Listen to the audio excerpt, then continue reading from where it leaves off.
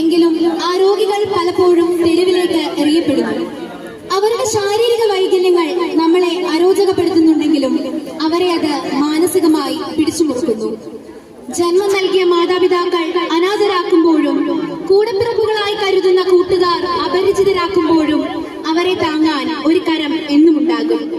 ഇതാ Lourdes school of നഴ്സിംഗിലെ 3ാം വർഷ വിദ്യാർത്ഥിനികൾ കുഷ്ഠരോഗത്തിന്റെ മൂർധന്യതയെ അവതരിപ്പിക്കുന്ന ഒരു ചെറിയ ദൃശ്യാവിഷ്കാരം നിങ്ങൾക്ക് മുൻപിൽ അവതരിപ്പിക്കുന്നു.